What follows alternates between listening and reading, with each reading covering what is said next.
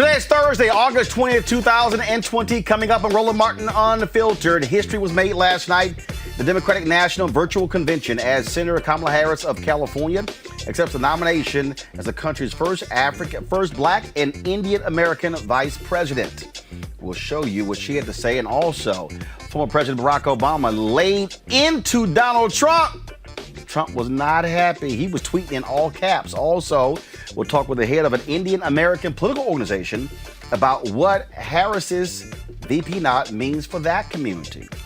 Also, folks, another Trump official took a perp walk. This time, Steve Bannon. The Postal Service cops snatched him off of a $28 million yacht as he was just cruising in the waters of Connecticut. He has been indicted, along with several others. Also, folks, we'll be talking with the first Black president of an NFL team, Jason Wright, who now leads the Washington football team, will join us. And also, Women's March co-founder Linda Sarsour joins us to talk about Joe Biden's campaign dissing and disavowing her after she met with other Muslims who backed him and Harris. Plus, a lawsuit has been filed against Postmaster Louis DeJoy. We'll give you those details. And a $600 million preliminary settlement has been announced between Flint, Michigan residents and the state as a result of the water crisis there. Folks, we got a jam-packed show. It's time to bring the funk on Roland Martin Unfiltered. Let's go. He's got it. Whatever the biz, he's on it. Whatever it is, he's got the scoop, the fact, the find. And when it breaks, he's right on time and it's rolling. Best believe he's knowing. Putting it down from sports to news to politics. With entertainment just for kicks, he's rolling. It's on go, y'all. It's Roland Martin, yeah. Rolling with Roland now. He's funk, he's fresh, he's real, the best, you know he's Roland Martin now.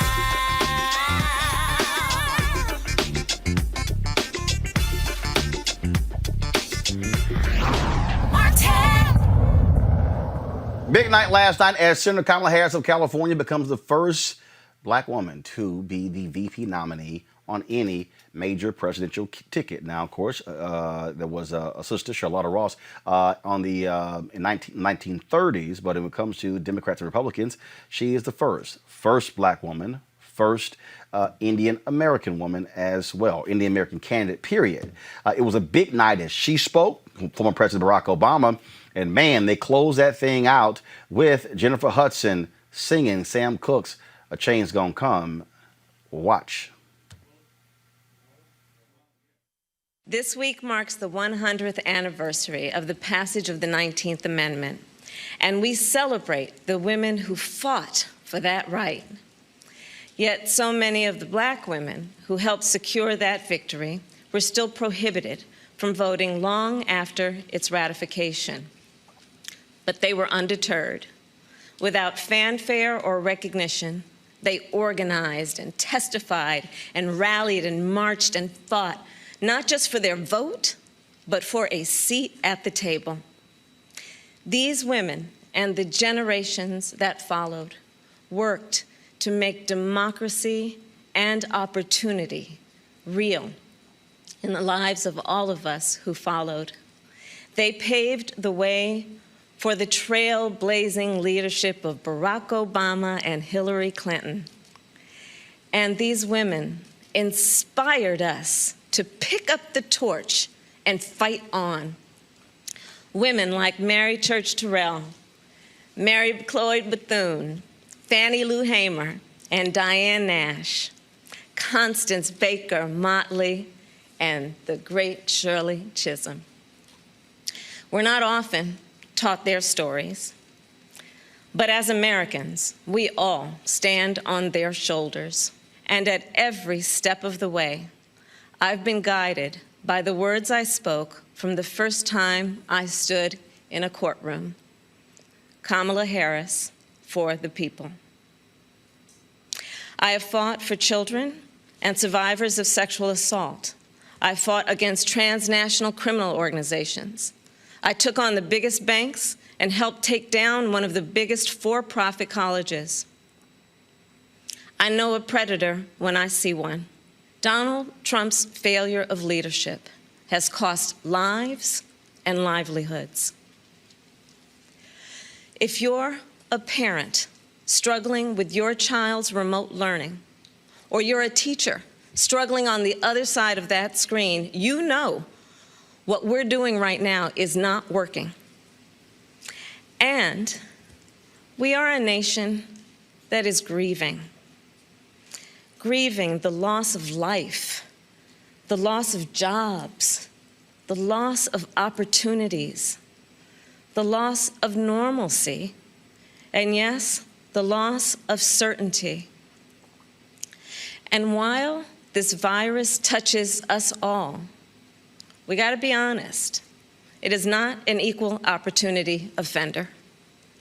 Black, Latino, and Indigenous people are suffering and dying disproportionately.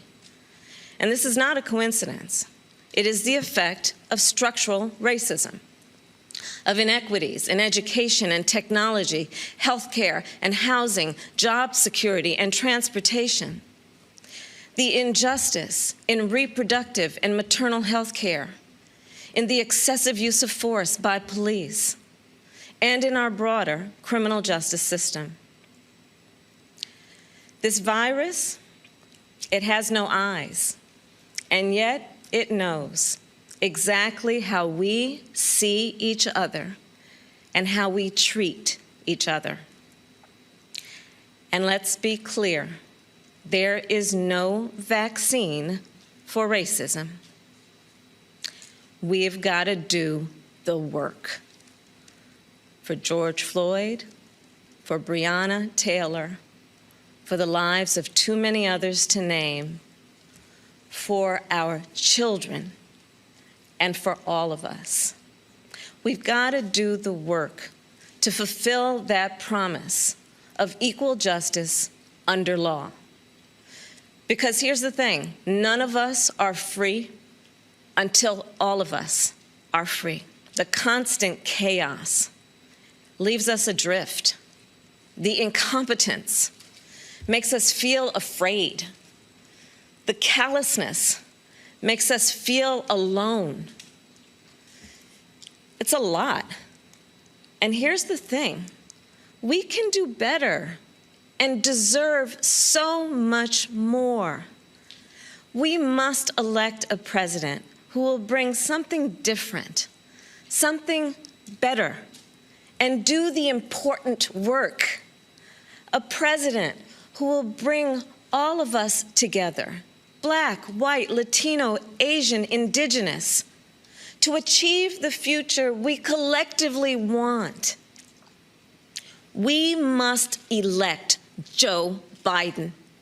Right now, we have a president who turns our tragedies into political weapons. Joe will be a president who turns our challenges into purpose. So make no mistake, the road ahead is not easy. We may stumble.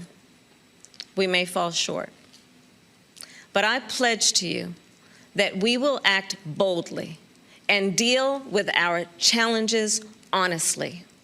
We will speak truths, and we will act with the same faith in you that we ask you to place in us. We believe that our country, all of us, will stand together for a better future. And we already are. It's about us.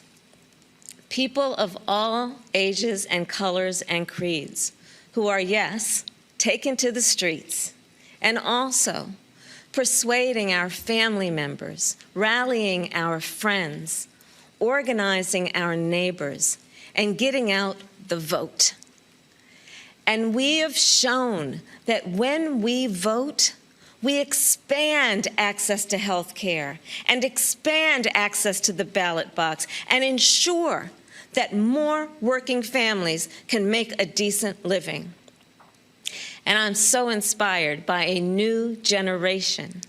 You are pushing us to realize the ideals of our nation, pushing us to live the values we share: decency and fairness, justice and love.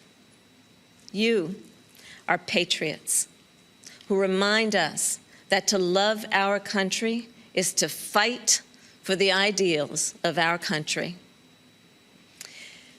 In this election, we have a chance to change the course of history.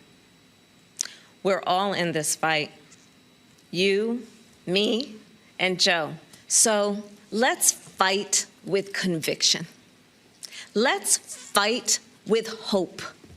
Let's fight with confidence in ourselves and a commitment to each other, to the America we know is possible,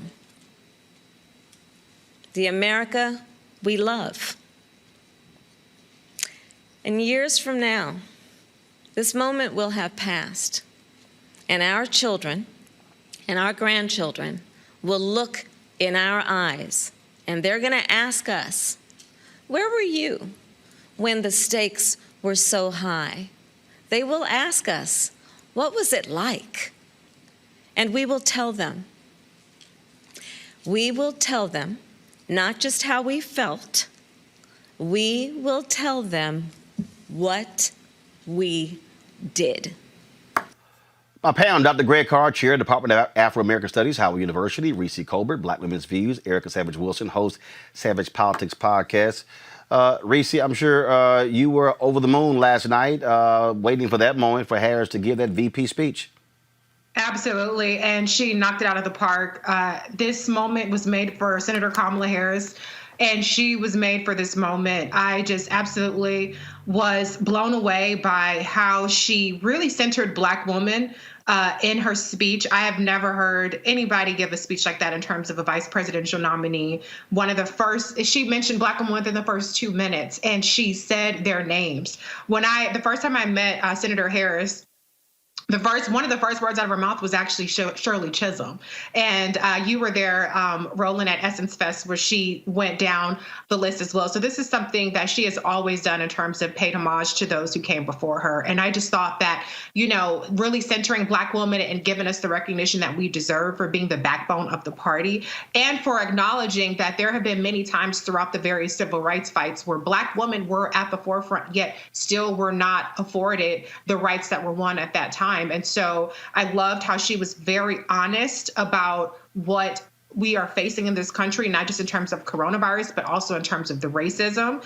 And I just think that she really, really represented on such a high level. The stakes are high, and she delivered in a way that it made me feel so much joy.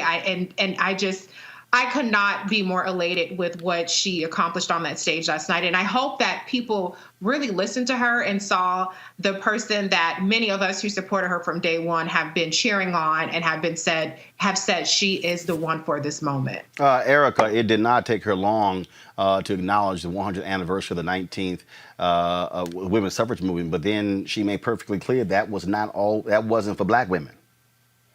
Right? It will always have an asterisk, and it is true. And I think that is what people are going to find that begin to support Senator Kamala Harris in this particular space is that she's truthful and she's very honest, and she does not mince words. One of the parts, what I loved about her speech last night, it felt extraordinarily personal, as Reese already has shared with us, is she did in fact center Black women.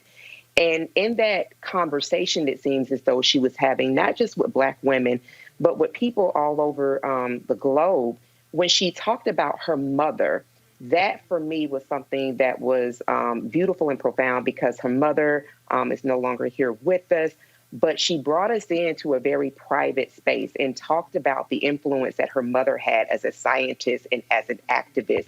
And when you're thinking about a person that was really made for this moment, the loins that she comes out of the loins of parents who were active in the civil rights movement. And she talked about having that stroller view of the activity that was going on. And so understanding that this is not a woman who came from a family of great wealth, and this is just something that you do, right? You just run for president. She came from a family with a set of values that taught her to be, her mother specifically taught her to be very proud as a Black woman, and also very proud of her Indian heritage, and brings collectively all of those experiences as well as her toughness as a person who is in law. It really did feel as though Black women were seen. So for her not to have on white, to be donning that beautiful color that she was wearing last night, and speak as earnestly and as truthfully and as toughly, but as kindly, compassionately, and empathetic as she did, I believe that she really did bring us all into the space where we feel as though we do have some stance in this fight, and that there is, in fact, hope. Greg Carr, Mary Church Terrell, Mary McCall Bethune, Fannie Lou Hamer, Diane Nash, Constance Baker Motley, Shirley Chisholm. Also, of course, name-checking Congressman John Lewis. And then, of course, later in her speech, HBCUs, Alpha Kappa Alpha Sorority Incorporated. In addition to that, George Floyd, Breonna Taylor. I think when you look at this speech, when you look at the speech that Michelle Obama gave, and surprisingly, we'll talk about that a little bit later, the speech that Obama gave, no avoidance of Black. No, but I mean, what does it cost? Right. So I think one of the watershed moments of this convention has been the video that was shown during the nominating process. Each of the 57 states and territories. It seemed to be that seemed to be overwhelmingly non-white. The person representing the delegation from New Mexico, a Native American out there in Navajo, he even said, "Respect our sovereignty." I'm like, so I think as a piece of political rhetoric, I thought it was an excellent speech. I thought she had all the notes. I thought that Kamala Harris has to walk a tightrope. I mean, let's be very clear. In the wake of the political insurrections of the 1960s and then the Jackson campaigns of 84 and 88, the Democratic Party in the early 90s really went toward the right with the Democratic Leadership Conference, the DNC. And so, DLC rather. But that process has produced a tension at the heart of the Democratic Party. How do you build a multiracial, multi-class coalition when your policies are much to the right of the people you claim to represent?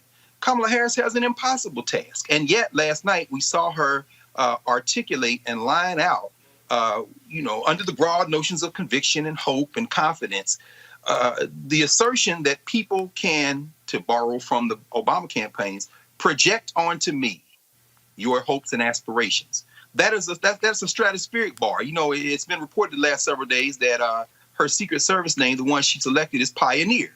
And, that reminded me of the first Black woman to be to accept nomination for vice president as a vice president of the United States, who did not do it from a major party, but of course a woman who was in your craft, the great Carlotta Bass out of Sumter, South Carolina, who in 1952 accepted the nomination for vice president on the Progressive Party ticket. And it made me, I went back and reread that speech, and she talks in that first paragraph of her speech about being a pioneer and accepting that role. And what struck me was two things. One, the similarities between Carlotta Bass's speech in 1952 and Kamala Harris's speech in the year 2000, and also the distinctions between Carlotta Bass's speech, where she critiques American militarism abroad, she critiques hypercapitalism, and Kamala Harris's speech last night, where she really does focus on healthcare and education and access and all these things, but has to do it while generating enthusiasm in a party that has already made commitments through Joe Biden, talking to corporate America, to say we're not going to do any new legislation to reel in Wall Street, who has already assured Silicon Valley that we're not going to go that far, and who in a moment, as you said, has assured people that he doesn't stand with Linda Sarsour. So, God bless Kamala Harris. God bless her, because why should a black woman have to not only inherit all those burdens, but somehow entertain everybody's thoughts, particularly the thoughts of those people who were represented in that beautiful video that showed leading up to her speech, that showed all those beautiful sisters and all those folks from all over the country and indeed all over the world who are saying we're projecting our hopes onto you. I do want to do this here. I want to, guys, play the Senator Elizabeth Warren video. Folks were paying attention to her speech, but then others said, what's that in the background? Roll it, please. Today, America has the most COVID deaths in the world and an economic collapse. And both crises are falling hardest. All right, folks, you might no, go back. Y'all see that right over her left shoulder? BLM. That wasn't by accident, Reese. I'm so impressed. Can you tell my impressed face? Greg? Okay. Greg? Here's the problem Democrats have. You raking in billions of dollars from your donors, and you want these Negroes who may get put out of their house tomorrow with rent eviction to vote for you. So I don't even know how you build that big a tent. So that BLM didn't bother me. What bothers me is whether or not they're going to have the courage to beat up on Donald Trump the way we need it. We're going to need to generate enthusiasm. And this convention, these last few days, I done seen more Republicans at the Democratic convention than I have at the Republican, than I will at the Republican one, likely. And so it's all political theater. They're trying to play all the keys on the piano. Sometimes when you do that, you don't make a song at all. Well, the reality, Erica, that's what conventions are. And bottom line is they want to do all the check marks, hit all the notes. And look, they're all well-produced shows. That's what they are. But it's going to be quite interesting to see next week. I keep saying, I think the Republican Party, Trump probably sent one of those emails out asking for actors to apply to even come near close to the amount of color we saw this week. But again, some folks were talking about that imagery that was in the background there in that classroom. That is just odd, particularly when you're looking at the type of classroom, which seemed to be a kindergarten classroom. I mean, that definitely was a stunt. It was theater. But, when we're moving past that and we're looking at kind of like where we are in the country and what's needed, the Democratic Party is a big tent party. And there are a lot of people that really do lean into the party because they feel that it is more malleable than the Republican Party. Because think about it like this. Republicans have a very easy job. They're a white nationalist party. So if you are going to be a part of their party, you have to acquiesce to what their agenda is, which is very narrow, and it doesn't have any room for growth, only if a person is interested in making sure that whomever the dear leader is of that party successfully becomes a dictator, and all of those people around him in that regime become oligarchs. So absolutely, the Democrats do have a lot that's on their plate. But when we think about what actually the citizenry actually depends on, and those individuals that group themselves into a particular party that is about ensuring that people do have the right to vote, Fair Housing Act. When we think about all of those big pieces of legislation, we think about the Democratic Party. And I think that overwhelmingly what this convention was about, even though it is the DNC convention, was actually about unity. And, whatever cynicism that may be met with, we are at a place where for everybody who doesn't have a passport, for those folks, which that is a small percentage here in the United States, for those people who don't have another country that they can drop to, that this is what we have to work with. And there's some people that they don't have a cushion to not vote, so to speak. So the Democrats are really making this work. They're really bringing in a whole host of voices for all of those that are listening to say, and bottom line has been echoed throughout each night. This is about either continuing forward and doing what we can do with what we have with the semblance of democracy, or giving it over to the dictator and the oligarchs completely. All right, folks, in President Barack Obama's speech, I call this, look, he's not going to be an angry guy, but there was like this smoldering thing happening where at one point, I swear he was damn near about to shed a tear because he was kind of pissed off. Roll it, please. I'm in Philadelphia, where our Constitution was drafted and signed. It wasn't a perfect document. It allowed for the inhumanity of slavery and failed to guarantee women, and even men who didn't own property, the right to participate in the political process. But embedded in this document was a North Star that would guide future generations. A system of representative government, a democracy, through which we could better realize our highest ideals. Through civil war and bitter struggles, we improved this Constitution to include the voices of those who'd once been left out. And gradually, we made this country more just and more equal and more free. I have sat in the Oval Office with both of the men who are running for president.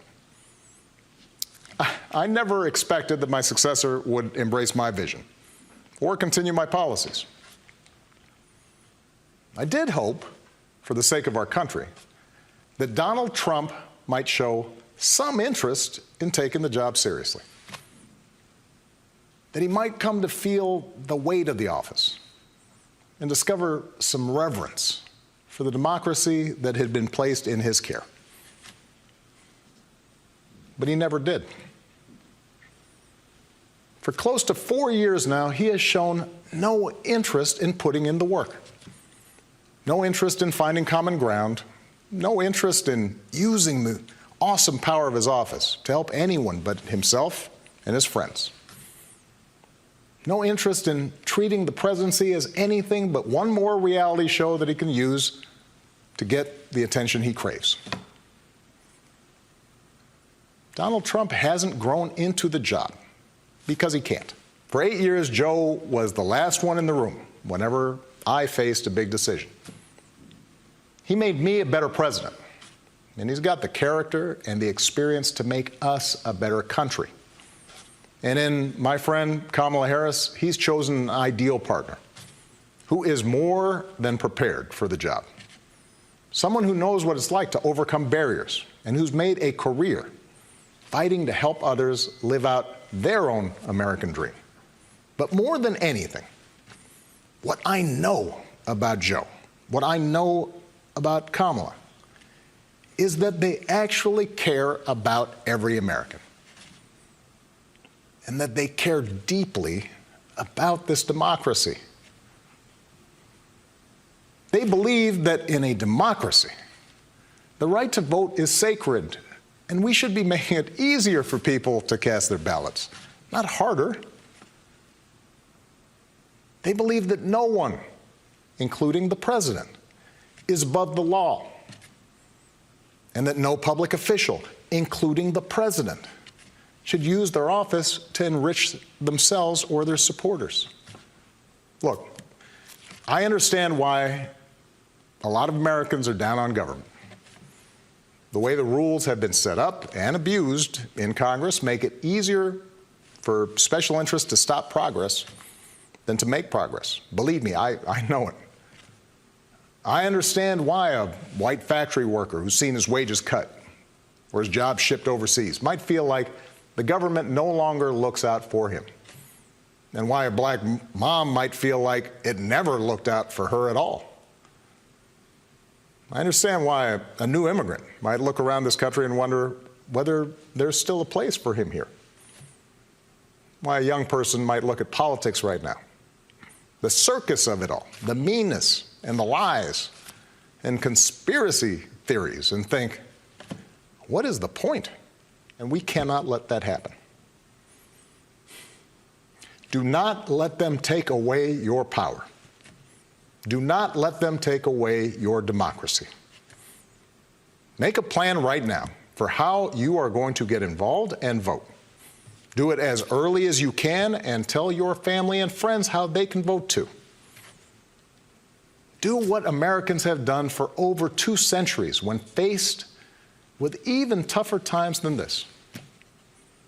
All those quiet heroes who found the courage to keep marching, keep pushing in the face of hardship and injustice.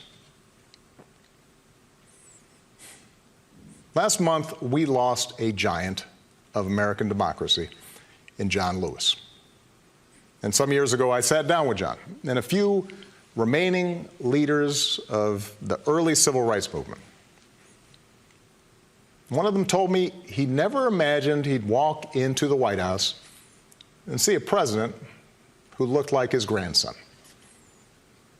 And then he told me that he had looked it up.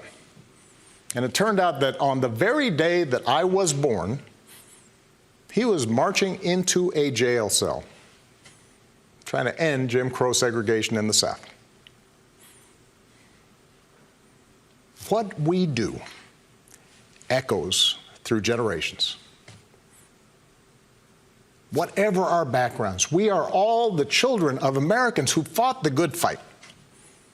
Great-grandparents working in fire traps and sweatshops without rights or representation.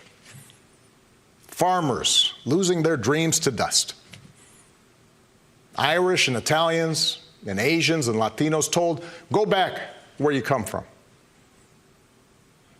Jews and Catholics, Muslims and Sikhs made to feel suspect for the way they worshiped. Black Americans chained and whipped and hanged, spit on for trying to sit at lunch counters, beaten for trying to vote. If anyone had a right to believe that this democracy did not work and could not work, it was those Americans, our ancestors. They were on the receiving end of a democracy that had fallen short all their lives. They knew how far the daily reality of America strayed from the myth. And yet, instead of giving up, they joined together. And they said, somehow, some way, we are going to make this work. We are going to bring those words in our founding documents to life. Greg, again, it's not going to be fire and brimstone. That was a little, as Robin Harris, I'm pissed off to the highest of pistivity. Your take on what Obama had to say. Well, brother, as my friend, the great Ethiopian filmmaker Haile Green often says, black folks feel like they can't slay the dragon, they go into fantasy. I understand why President Obama could get emotional, because he has banked everything, as have so many, on aspiration. But the simple fact of the matter is Donald Trump stole the election in 2016.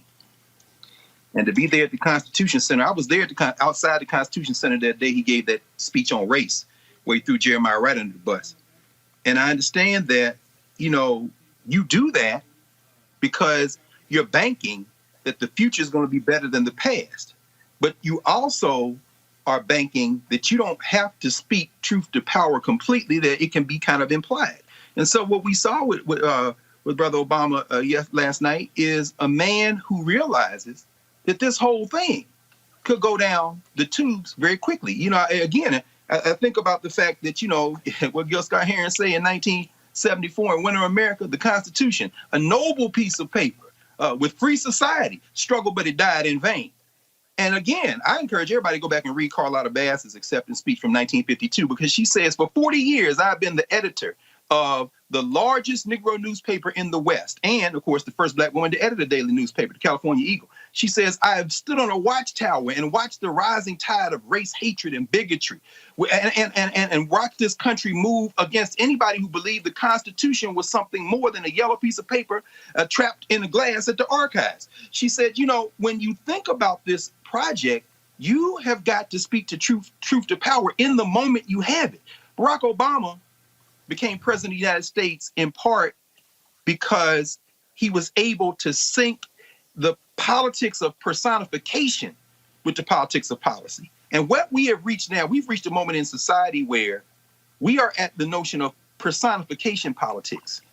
So Joe's a good guy. We got to vote for Joe because he stood up. And then people are going to respond with, well, what about the crime bill? In other words, let's try to make the person as perfect as we can.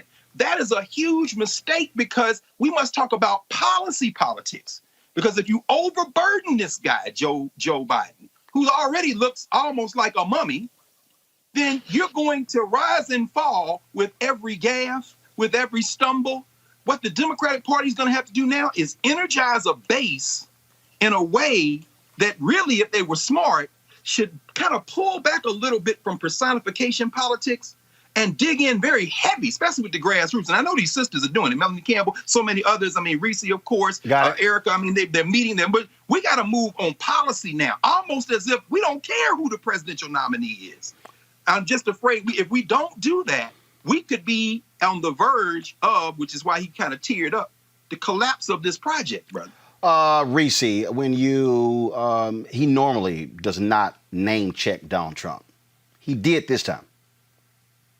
Yes, he did. I wish that he would have name checked the Republicans, because they really got off easy. I mean, he kind of made more vague references to like Congress and a little both sidesism to me. But I do think that I appreciated that President Obama kind of backed away from some of his more aspirational kind of kumbaya talk and really laid bare a lot of the challenges that we are facing, because I think we aren't really in the mood for kind of people blowing smoke up our ass in terms of what's really capable. I think we really do need to hear some of these harder messages. And I think that he did deliver on that. And I really appreciated his line in particular about how if anybody had a reason to, be discouraged or not really, to not believe in the power of what this democracy could be, it is our ancestors. And yet they definitely pushed forward and blaze the trail for us here today so that we can sit on social media and impose these purity tests and litmus tests and, say things about why we're not going to vote for X, Y, and Z. But I do agree with Dr. Carr's point about policy. And I do think that, unfortunately, there is a lot of personality politics, but the one good thing is there is a lot of policy that is appealing if we ever get to the point of talking about policy. Erica, your comment before I go to my next guest. Go. Yeah, I agree with Dr. Carr and Reese said, particularly about that policy piece. And when we kind of look at where we are right now, we're really in the ninth inning, and so where this energizing has to be, hopefully, I think the point was made with all of the speakers that it also requires an involved citizenry, right? So then we have to be responsible to the people that we elect. So I think as we move forward, I hope that the Democrats do, in fact, keep this energy so that they'll have space for those engaged policy conversations going forward. All right, folks. Let's now move to history that was made when former NFL player Jason Wright was announced as the first president of an NFL team, the Washington football team. This, of course, you would think after Fritz Pollard, you would think after so many Art Shell, first black head coaches. Both of those alpha. And yeah, I'm shouting out Jason because he's also an alpha. But some things just are consistent, right, Greg Carr? Sir, 06. Let's bring up Jason right now. Jason, how you doing? I'm doing great. Thanks for having me, brother. It is glad to see you. I saw something the other day, and it was you had this great comment where you said, hey, if there's some white guy out there who played in the league and then who went to get his MBA and became top at McKinsey and then all these things who I passed by, I'm sorry. And that's what it always amazes me when people somehow think that folks like you are some unicorn, when in fact, let's just be honest. There were a lot of African Americans long Obama who could have run Fortune 500 companies, but the reality is folks did not give them the shot. Yeah, I'm not necessarily an exception to black talent. I'm more representative, I think, of what black talent offers in corporate America and in general, and I think that's the point you're making. And to your point, at first I sort of didn't want to embrace the historicity of the moment because I wanted to get to work and show people what we could do. But I do think it's important to do and acknowledge because of the folks that did come before, to your point. Kevin Warren, who was the COO of the Vikings for many, many years, basically did the role I'm doing, but just without the title. And so, people have, trodden this road that I happen to waltz down at this moment. And so it's important to acknowledge and celebrate in honor of those folks. And it's also important to deal with it because what it also does is it shines a light on the other teams. It shines a light on the history. I mean, it was this weekend. I own the DVD, but I just happened to be watching cable, and I stumbled across on two different occasions the movie The Express. And he had the first brother to win the Heisman Trophy, and to watch this movie after the announcement was made regarding you, and where the owner of the Washington football team made it perfectly clear. He might have been the best college player in the country, but he was not going to play for this team because he was black. Mm-hmm. Yeah, I mean, you could look at any industry like that, and if you take a historical lens, that story and that narrative exists everywhere. And it's a good point to acknowledge moments like this in light of that. And what I like about this moment, too, especially being a former player and being inspired by having a black head coach in Romeo Crennel and being inspired by having a black GM in Rod Graves, it does open the aperture for folks like me to see that black talent is both welcome and can excel outside of the lines of the football field, and also for that to be a signal to others that that's available as well. But, still 70+% guys in the league are black. And so I think more representation outside of that gives multiple pathways and just changes the way people look at athletes, their talent, and their capability, especially intellectually. Also, I think what it does is it also, to those same athletes, because the reality is, out of all the major professional sports, an NFL career is the shortest out of all of them. Right. And that when there are opportunities provided for players after their playing days are over, and not just sort of the development person whose job is to just talk to guys and just to be able to counsel them, but the real substance of this $10 to $15 billion enterprise. When we talk about the NFL, we are talking about a major corporation. We're not talking about just, no, this is a major corporation. And for African Americans, what we're saying, like I tweeted this earlier when I talked about, I said, you've had black folks, when I was talking about you coming on, I said, you've had a black president, you had black people running Fortune 500 CEOs, but you've never had an African American run a Hollywood studio. You've never had an African American run a major broadcast network or even the news division. And when we were in 2020 to have the first black president, that speaks to the levers of power. That if you want to understand power, that's when it comes to, if you can run the show, that's the power, not the person who's handing off or tossing the ball. Yeah, I think the goal of every professional that has a desire to, have any sort of impact that's just beyond, personal compensation or whatever it is, you do look for moments where you have a sphere of influence. If it's in corporate America, it can be about capital and controlling capital flows and things like that. If it's in your arena, it's about narrative and having influence on narrative and how we'll see things. And I think, for all of us, we bring our identity into that for sure. And I'm excited to do that here. One of the things that Dan and Tanya Snyder and I talked about that was very exciting to me was the opportunity to lead the building of a new stadium. And, you know, we have to go through location and all of those questions, but irrespective of location or anything like that, so much of my research at McKinsey was focused on equitable and inclusive growth. So if I think about all the capital that is going to go into a stadium build and the businesses that would profit from being a part of that, and then all the capital that will flow from that stadium as it's operating and being a retail hub and state-of-the-art and an anchor institution for families in the area, the revenue generated from that, to what communities will that go, and how will it lift the economic outlook of an entire region in a more equitable way? That's a lens from my identity and my passion that I bring to it. And I think that's the exciting thing about trying to be in a position like this.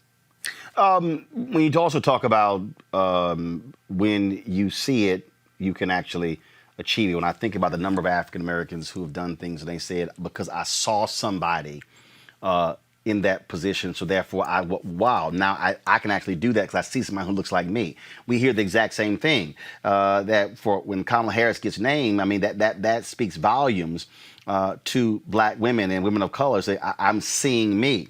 I think back to when I went to one of the Houston Texans games with my brother and his wife and his children, and I have a nephew, Chris. And it was very interesting because Wade Phillips was defensive coordinator for the Houston Texans, and so we were waiting to meet the players and the family and coaches. And so I introduced him to my nephew, introduced my nephew to him, and he says, "Hey, Chris, what position you want to play?" I said, "Oh, no. Chris ain't been raised to play ball. Chris has been raised to own the team." And he went, whoa. And I wanted him to understand, because what often happens is when we speak to black kids, especially black boys, even black folks even do this, we only talk to them with the mindset of what position you want to play, as opposed to raising them and say, no. I want you to be raised thinking you could own the team or be a team president. And even though you played, I'm sure your deal wasn't, I'm not just trying to be a player, I want to go beyond that. Yeah. Well, I mean, I had the fortunate factor of limiting talent that made me think about my brain beyond my legs. But I'll tell you this, you know, my parents were really sticklers on making sure that I had options beyond just playing ball to, you know, really get to a sphere of influence, as we talked about. And I remember I had already gotten a college scholarship to Northwestern to play ball. And my parents still made me write essays and apply to a bunch of other schools.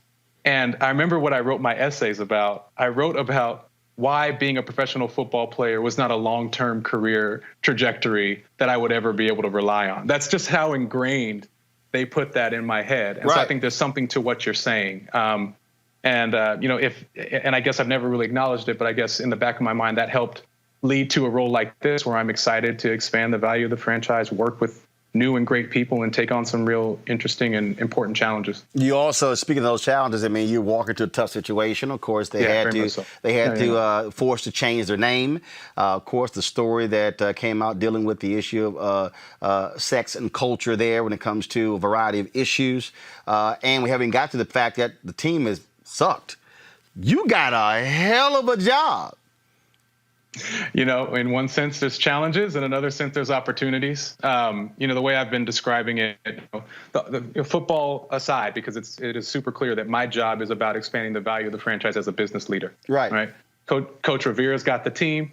Yes, I played, but I haven't coached for 2 decades, and I don't want one of them, because they were undergrad in business school, to ask me about financial statements. You know, so we're going to stay in our lanes.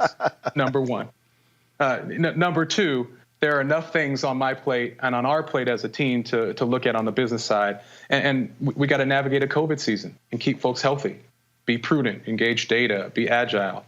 We've got to get this culture right. And one of the things that made me believe that the Snyders were not just talking about a change in culture and values, but meant it, was that they had brought in an independent investigator. That's a big deal. To pull back the curtain, let everybody in your house look under the carpets, the bed, all that, and actually report out on what's going on the inside. That's a bold step that not many companies ever take. And I'm eager to dive in and understand where that's at when I start on Monday. And irrespective of where it's at, I know where the culture is going to go. It's going to be one where people's voices are empowered.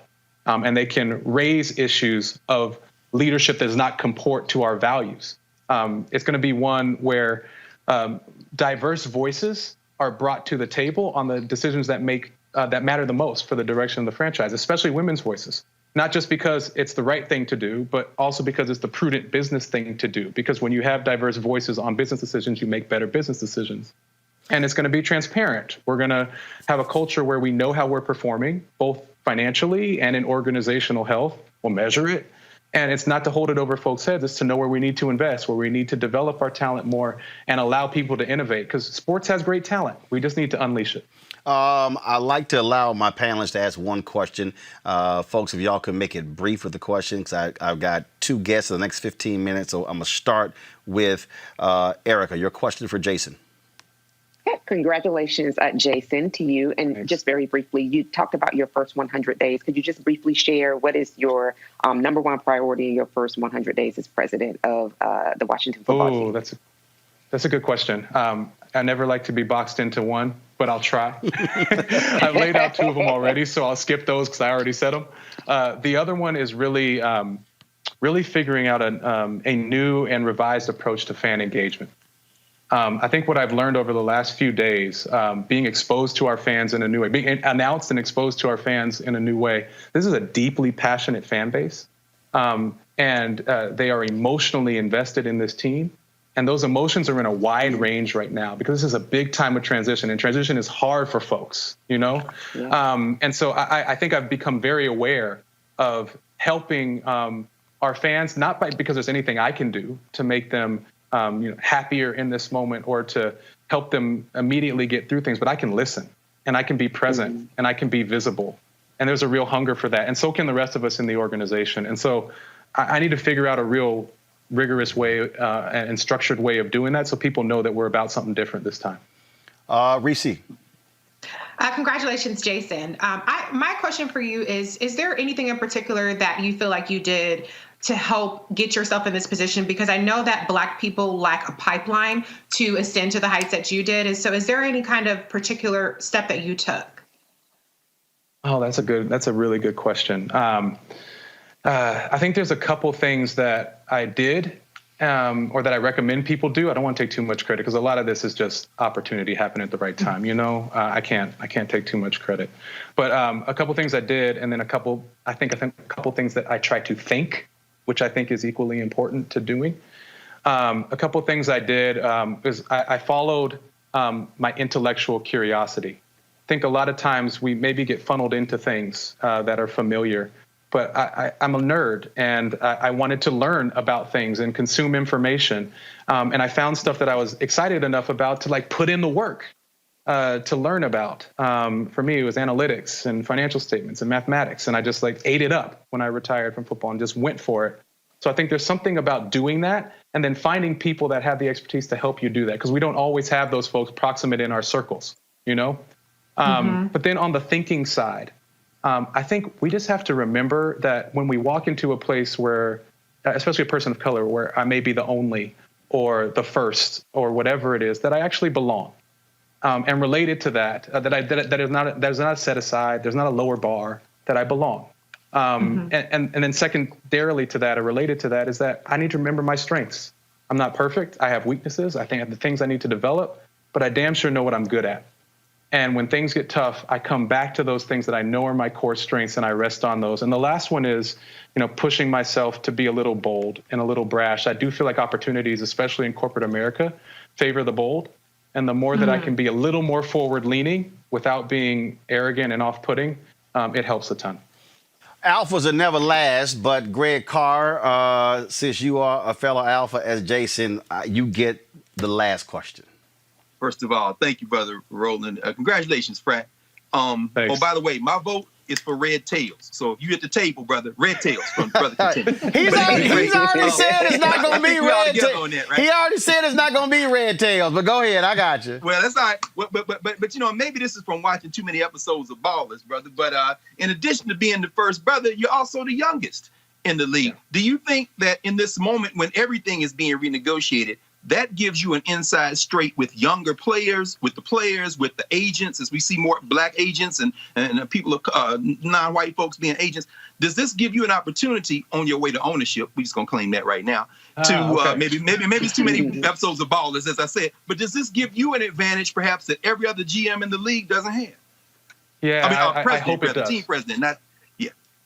Yeah, no. I hope it does. I hope that youth helps in a few ways. It affects how I think. It affects the things I've been exposed to.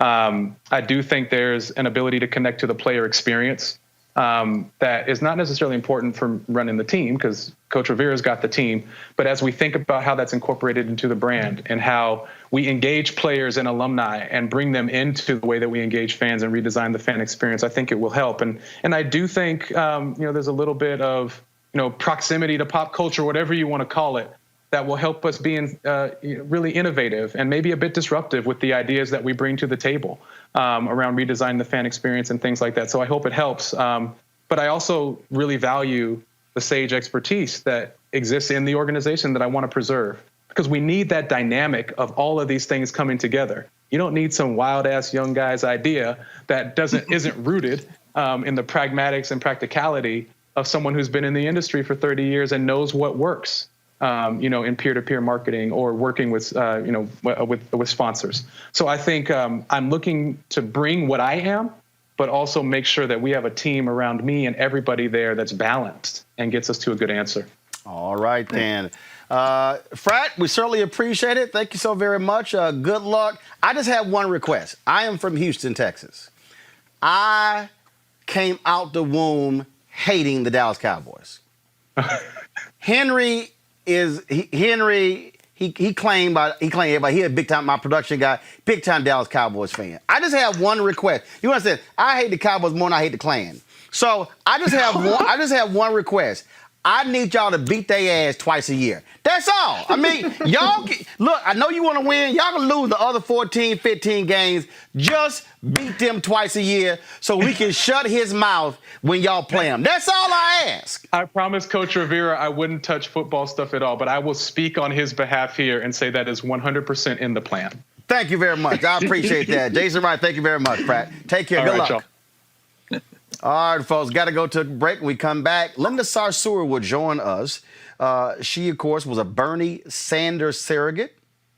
She did an event earlier this week, Muslims for Joe Biden. The Biden campaign disavowing her, says she has nothing to do with the campaign. We'll get her response next, right here on Roland Martin Unfiltered. You want to check out Roland Martin Unfiltered? YouTube.com/Roland S. Martin. And subscribe to our YouTube channel. There's only one daily digital show out here that keeps it black and keep it real. It's Roland Martin Unfiltered. See that name right there? Roland Martin Unfiltered. Like, share, and subscribe to our YouTube channel. That's YouTube.com/Roland S. Martin. And don't forget to turn on your notifications so when we go live, you'll know it. Census takers will be visiting households to make sure we are counted. Too much is at stake. Respond online today. Shape your future. Start here at 2020census.gov. As our community comes together to support the fight against racial injustice, I want to take a second to talk about one thing we can do to ensure our voices are heard. Not tomorrow, but now. Have your voices heard in terms of what kind of future we want by taking the 2020 census today at 2020census.gov? Now, folks, let me help you out. The census is a count of everyone living in the country. It happens once every 10 years. It is mandated by the U.S. Constitution. The thing that's important is that the census informs funding, billions of dollars, how they are spent in our communities every single year. I grew up in Clinton Park in Houston, Texas, and we wanted new parks and roads and a senior citizen center. Well, the census helps inform all of that and where funding goes. It also determines how many seats your state will get in the U.S. House of Representatives. Young black men and young children of color are historically undercounted, which means a potential loss of funding of services that helps our community. Folks, we have the power to change that. We have the power to help determine where hundreds of billions in federal funding go each year for the next 10 years. Funding that can impact our community, our neighborhoods, and our families and friends. Folks, responses are 100% confidential and can't be shared with your landlord, law enforcement, or any government agency. So please take the 2020 census today. Shape your future. Start at 2020census.gov. Folks, Joe Biden's campaign has disavowed Palestinian-American activist Linda Sarsour after she spoke at the Democratic National Committee Muslims and Allies virtual assembly. She appeared at the online meeting of Muslims who will be campaigning for Biden for president. Biden's campaign spokesman Andrew Bates said this in a statement to CNN that Biden and the Democratic platform condemns Sarsour's views and opposes the boycott, divestment, and sanctions movement.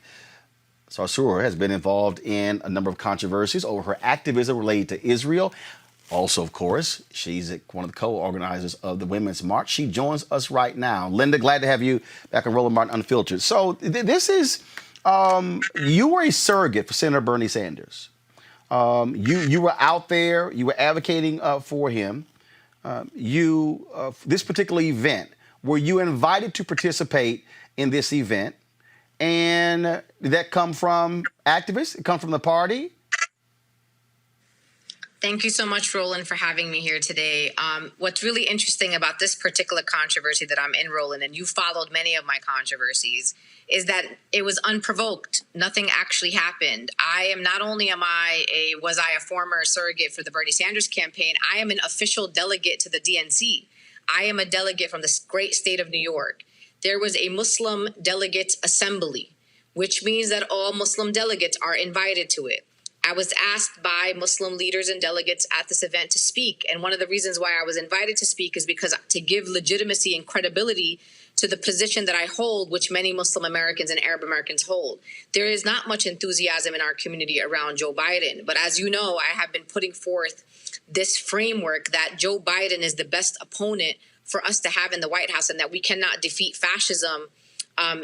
We have to defeat fascism, which is why I'm going to put my vote on Joe Biden. So this thing came out like you just jumped up like you jumped up on the stage. So you're saying you have credentials.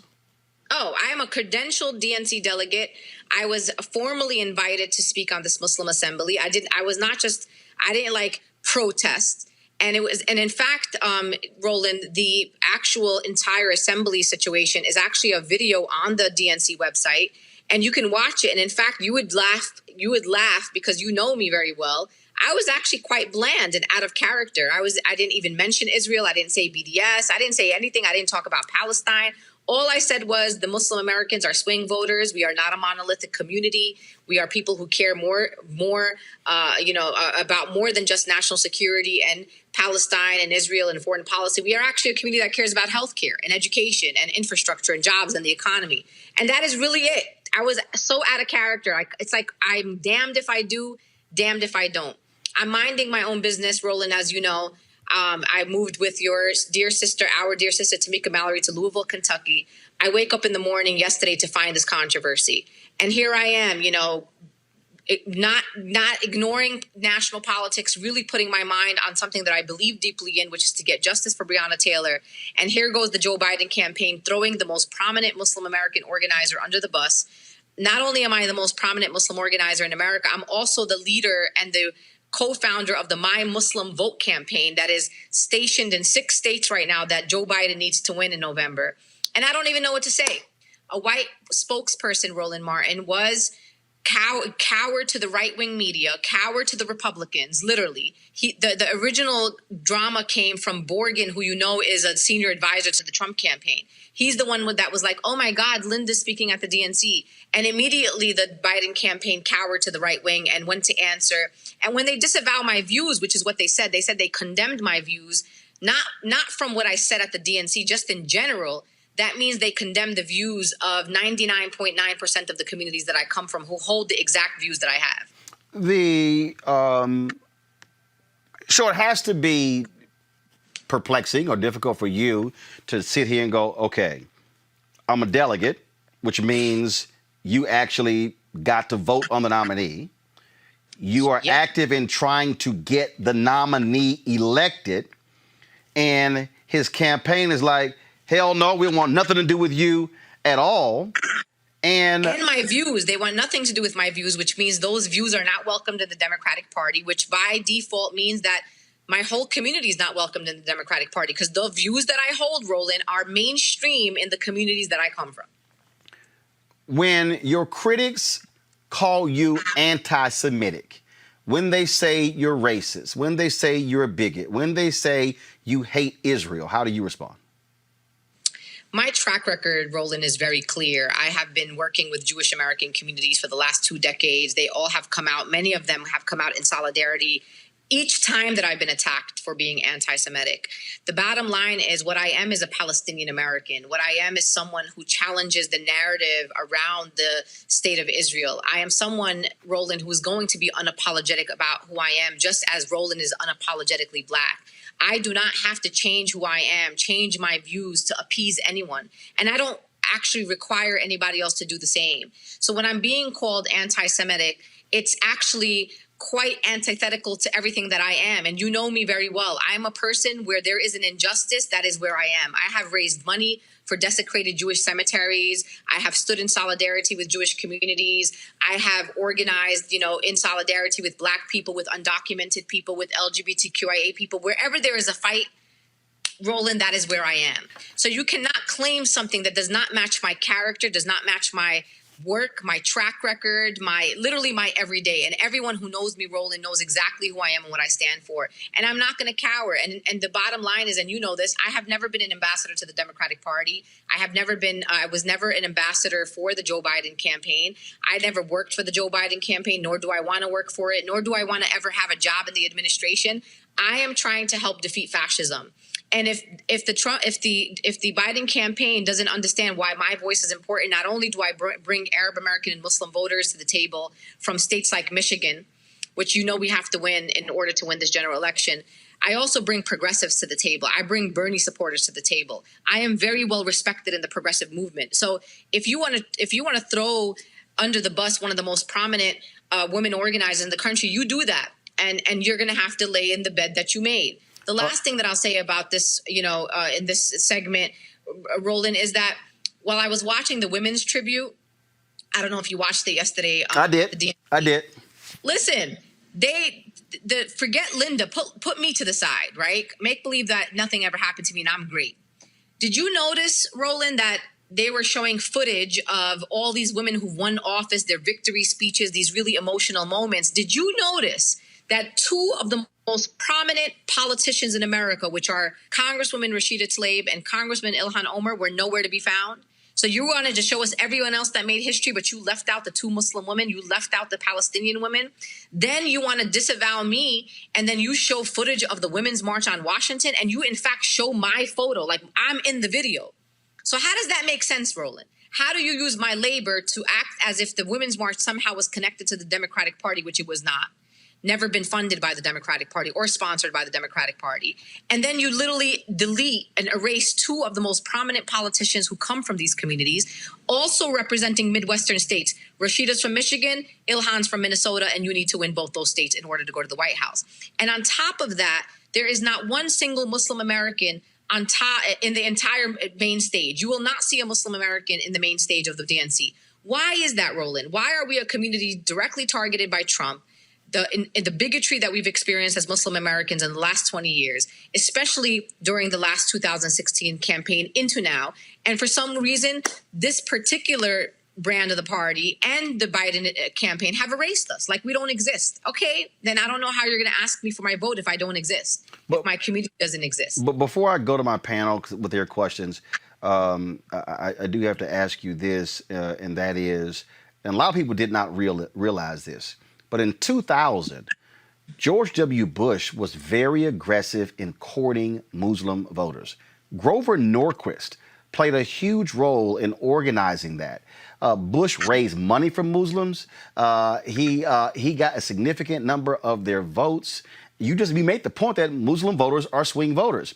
Fact of the matter is, the fastest growing segment among Muslims in America are African Americans.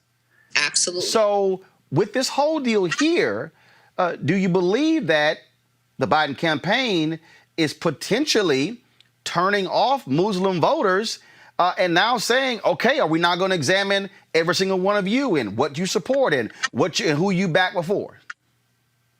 Oh, it's not maybe. It already happened. I mean, every major Arab American and Muslim American organization has sent out letters publicly and privately to the Biden campaign at this moment. There are conversations happening in the campaign. When you say to someone, if I say to you, Roland, that I condemn all of your views and you carry views that 99% of the people in your community hold, that means we're all not welcomed. And so my community right now is absolutely enraged. They are outraged right now. And what they're asking for from the Biden campaign is a retraction. They're asking for an apology, and they have to commit to a big tent party where we have the understanding that unity is not uniformity. And that the reason what makes us different than the Republican Party is we are not monolithic. And there is no way that we can have a party where we are all going to agree. And if my views and the views of my community are not welcomed in the Democratic Party, the Democratic Party is not going to be a successful party. Muslim Americans are swing voters in Michigan, in Pennsylvania, in Virginia, in Florida, and in Texas, and in Minnesota. Ilhan Omar represents the city of Minneapolis. And right now we just saw a poll that came out where Donald Trump and Biden are literally tied in a place like Minnesota, and Biden is only ahead of Trump by 3% in the state of Michigan.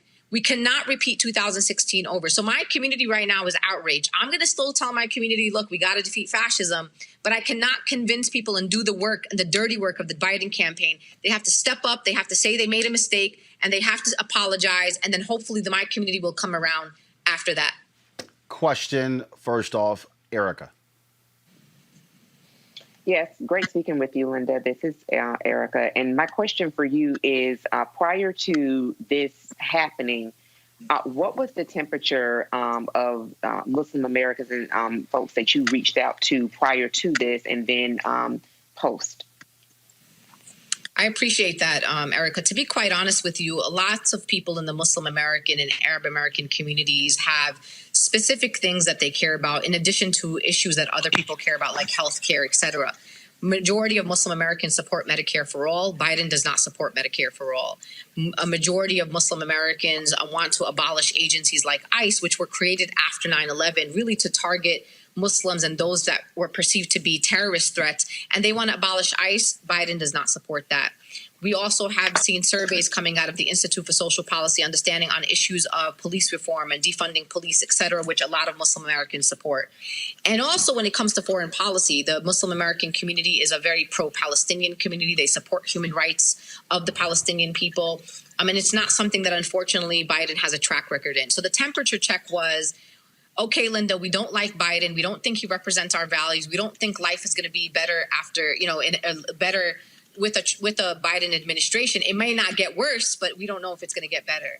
And my framing that I have been able to bring people along, people have shared my videos. I have been on local, Muslim media, blogging, where I've said to people, but let's make a decision here. What if we say that we want Biden to be our opponent in the White House? And people literally, Erica, were going along with my argument, saying that Biden would be our opponent. We would build a movement under him. We would push him to do what better and do better. And now they're like, if we can't hold the Biden campaign accountable when he's the candidate and we can't even get some respect candidate, how are we going to get respect and hold him accountable when he's the actual president of the United States of America? And to be honest, Erica, I don't actually have an answer to those people in my community at this particular moment. Reese.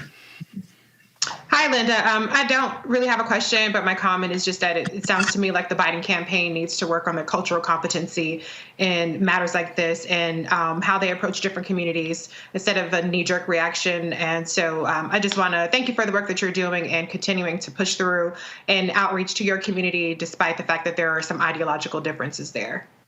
I appreciate that.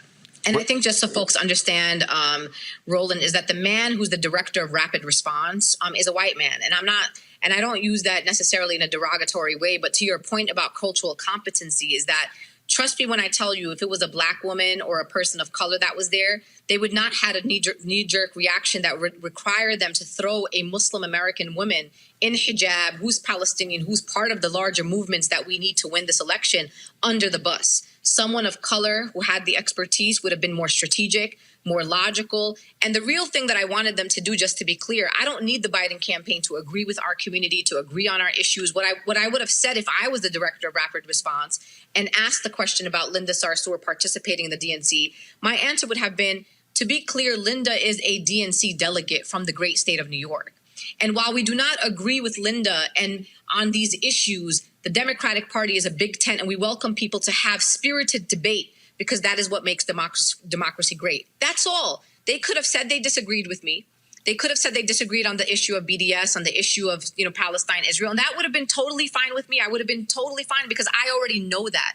I am not naive to think that the Biden campaign actually agrees with me on probably 90% of the things that I believe. The fact that they thought that the knee-jerk reaction was to throw important swing voters under the bus, a marginalized community that has been quite even more marginalized in the last 20 years, and more so under the Trump administration. The first executive order, Roland, you remember I was on your show about this. The first executive order put forth by the Trump administration was the Muslim ban. Right. That was the first piece of paper that he signed. So the fact that we're going to throw the entire Muslim American community and Arab American Palestinian communities by saying we condemn these views in our party. First of all, it's not true, because a majority of Democrats have moved exponentially on the issue of Israel-Palestine. And they have also, many in the Democratic Socialists and a lot in the progressive wing of the party have embraced the boycott, divestment, sanctions movement as a nonviolent movement to resist the human rights violations that the state of Israel commits against Palestinians. So the Democratic Party needs to catch up with us. I'm not trying to catch up with the Democratic Party, because they're 20 years behind me.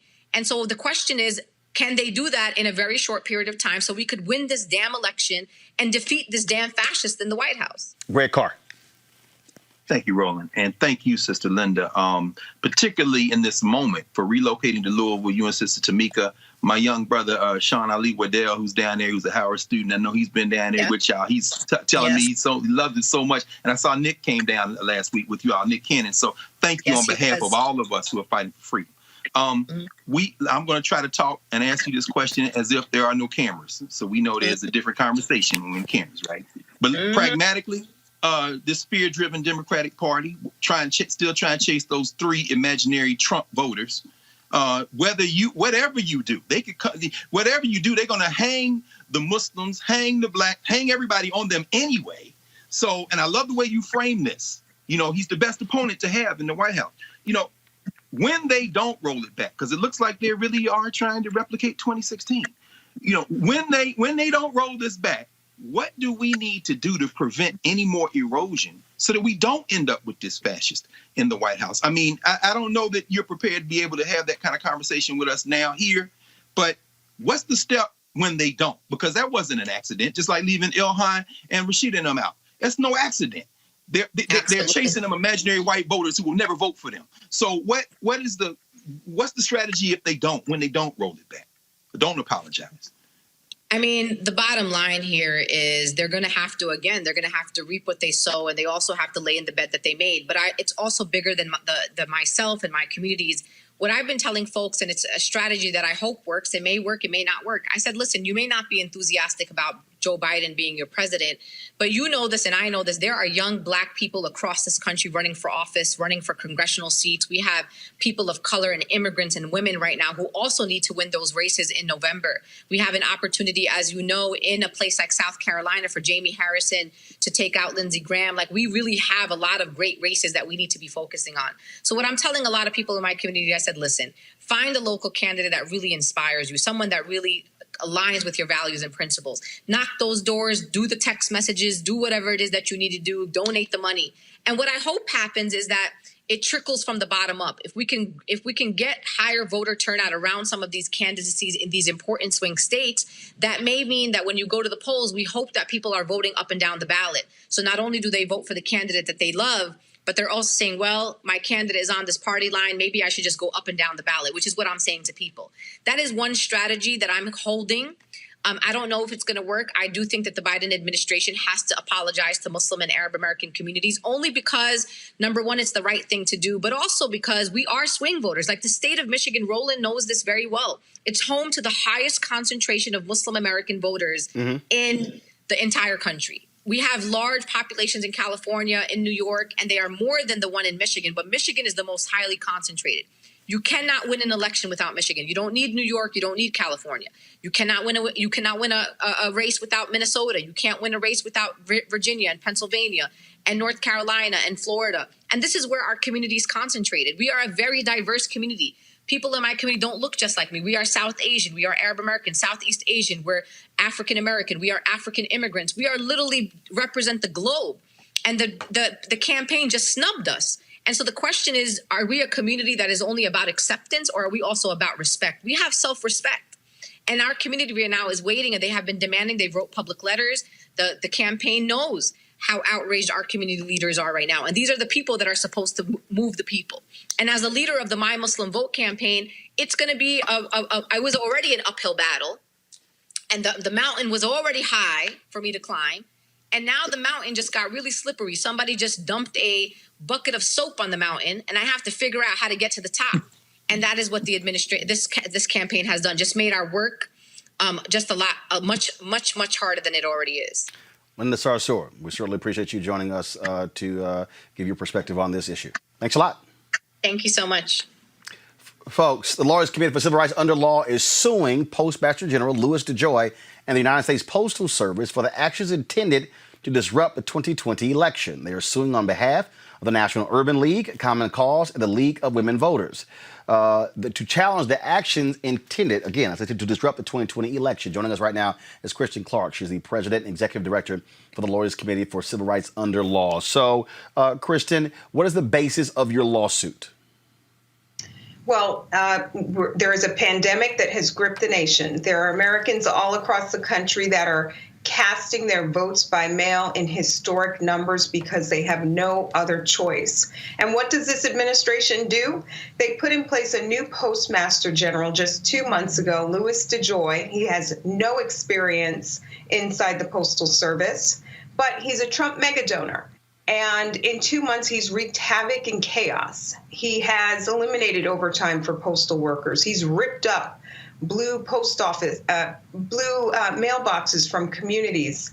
He has eliminated scanning machines used to sort mail in mass. He's put in place a hiring freeze. I mean, you name it, he has done it. And he has done this with the goal of carrying out President Trump's agenda, his goal of silencing and discouraging people of voting by mail this season. So with about 75 days to go until the November election, we're not going to stand by idly and wait to see what happens. On Tuesday, we filed a federal lawsuit in Maryland. Our clients include the National Urban League, League of Women Voters, Common Cause, organizations that work every day to register people to vote. And we're arguing that Louis DeJoy's actions violate the Constitution. He is literally taking action intended to suppress people's voting rights.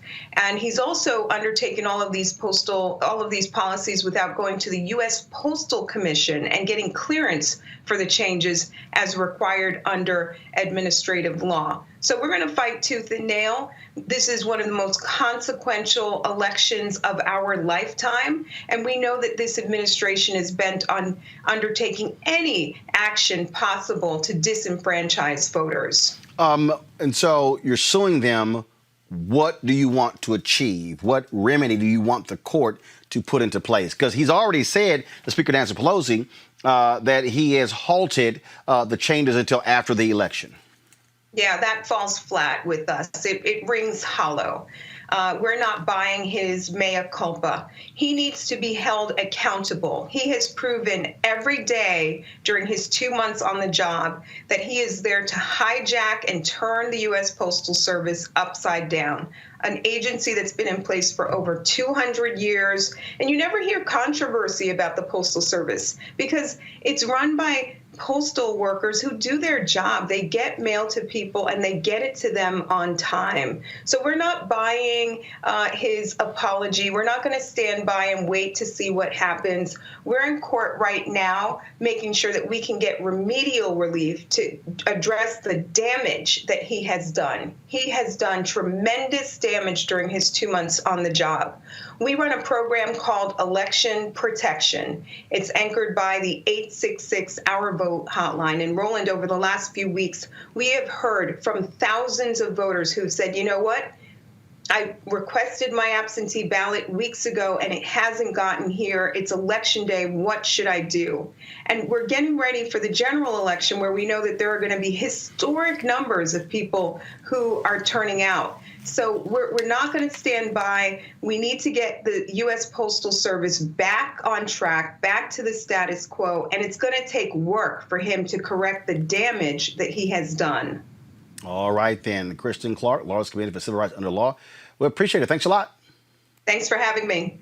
Greg Carr, these lawsuits are important. This is also why I often, when Kristen is on, I tell people why we have to support the Lawyers Committee for Civil Rights Under Law. You have other legal civil rights organizations. You have NAACP, LDF. You got Barbara Arnwine's organization. These are the folks who are using the court system the same way Thurgood Marshall did and so many others. That matters. So action in the streets, action in the suites and politics in corporate America, but you got to have the lawyers too. It all works together, Roland.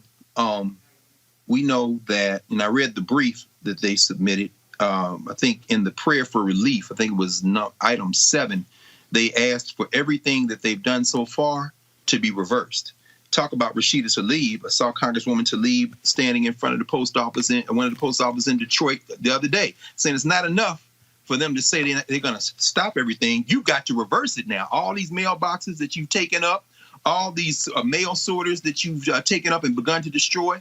And so you're absolutely right. This has to be a full spectrum approach. It's interesting thinking about Linda Sarsour and then seeing our sister Kristen Clark. You know, it might look like those are two different kind of sets of politics, but it's all part of the same thrust and strategy. And the last thing I'll say is interesting. Julius Hobson, who actually was vice president nominee for the People's Party in 1974, went to Tuskegee. He was the first black person from HBCU to be nominated for vice president. Benjamin Spock. Remember Spock ran for president, Dr. Spock. But, you know, Hobson is known in Washington, D.C. for being one of the main figures who said it's not enough just to vote. You got to get in the streets and back those people in electoral politics with street action. And then you got to have lawyers in place for when they try to arrest you. So all of this works together. They are going to steal this election unless everybody plays their position. The lawyers like Kristen, the folks in the street, electoral it all works together. Because believe me, that's what their team is doing. They're all working together. Reese, it is going to be a battle. And I keep telling people, and you heard Michelle Obama modify her when they go high, when they go low, we go high. Let's just be honest. She modified that thing a couple nights ago because of how Trump and his folks have operated in the last 3 years.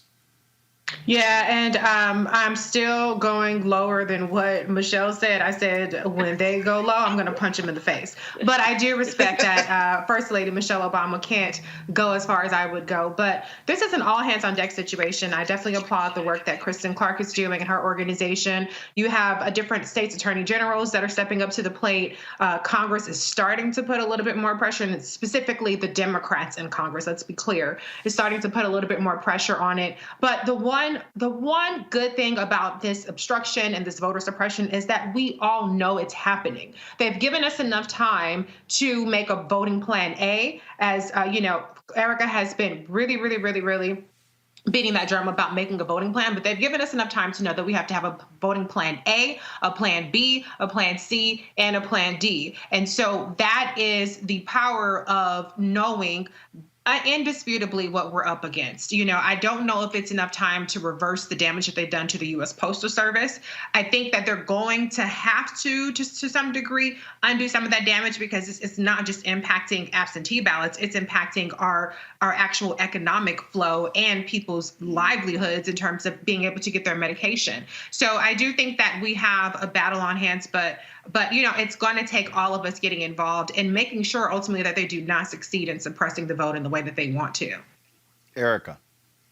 Yeah, this is a buffet for everybody, this operation of voter suppression. And while Kristen, you were talking with Kristen, I was on Twitter and actually had retweeted something that she had tweeted out moments before she came on to talk with you, Roland, and that was specifically around now our postal and service and postal employees are getting a memo saying, listen, if you don't talk to the press, and then be very suspicious of folks who are customers that are asking a series of questions. So it is that same type of paranoia. It is that projection, that whole really regime presence that is really trickled down, and they're funneling it down into all of these different levels of service. And so I think that people are really seeing, particularly folks that are in rural community, our Native brothers and sisters that are on reservations, but particularly people that have not been subject to voter suppression before, that this is an equal opportunity for all, and people are seeing how it's interrupting their days. We saw, photographs of, a mailroom in which there was still mail that had not yet been delivered since August the 7th. And here we are going into the third week of August. And so I love what everyone said around playing their role, but it's really about definitely keeping on the pressure, because as we all are really feeling this in, there's so many different layers to invalidating this election that this son of a Klansman will not try.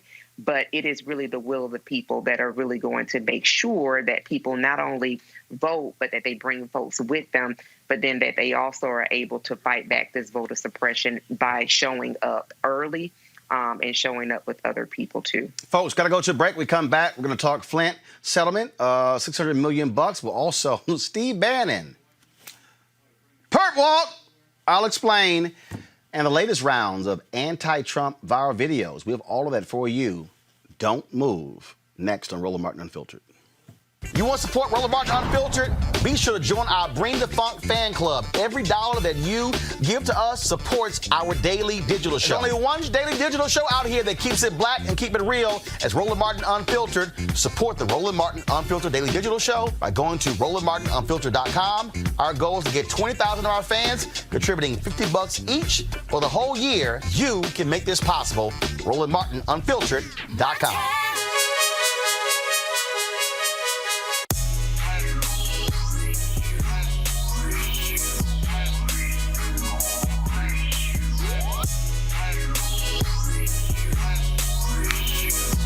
Folks, the book is Seek.com. A great deal for you. They have their virtual reality headsets right here. Just simply drop your cell phone right in. You can look at the content, the virtual reality content on Seek.com right through with these headsets. Mary Spio, a sister, she is the creator of this, founder of the company. In addition, they have these 360-degree 4D headphones. Amazing bass. You can use this for music, watch videos, also for gaming. Has a microphone, Bluetooth as well, so you can use it for your conversations. Absolutely fabulous. And of course, I love the colors of black and gold, my alpha colors. If y'all want to get these, go to Seek.com, CEEK.com. Use the promo code right here, RMVIP 2020. RMVIP 2020 for you to take advantage of these products. We support black-owned businesses right here on Roland Martin Unfiltered, and we appreciate them supporting what we do as well. Folks, in Flint, a water crisis legal settlement has been proposed. It totals $600 million and will create a victim compensation fund.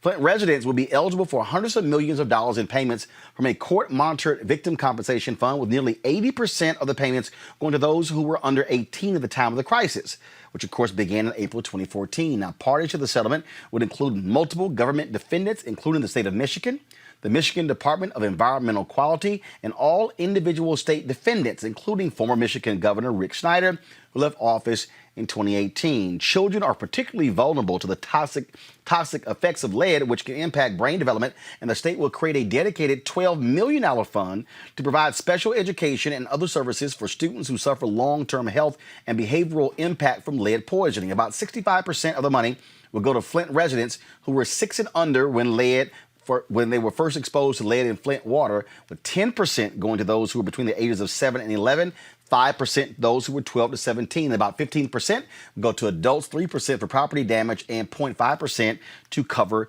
business losses. This, Greg, is, again, it's one of those things that, frankly, could have been averted. And the fact that here we are 6 years later, and they're just getting to a settlement, the children there were a number of women who, again, this is where all the pro-lifers, a number of women lost children because of this Flint water crisis.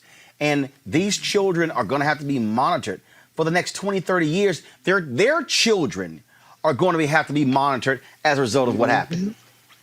Well, absolutely, Roland. And again, it just undergirds the importance of process with this. I mean, in I think it was 2018, Judge Levy there, federal judge, district court judge, appointed, I think Senator, I'm trying to remember, Carl Levin, I think, was one of the people who was appointed to monitor this. And the negotiations are ongoing with they're going on to sue the EPA. That's one of the things in this settlement and so forth.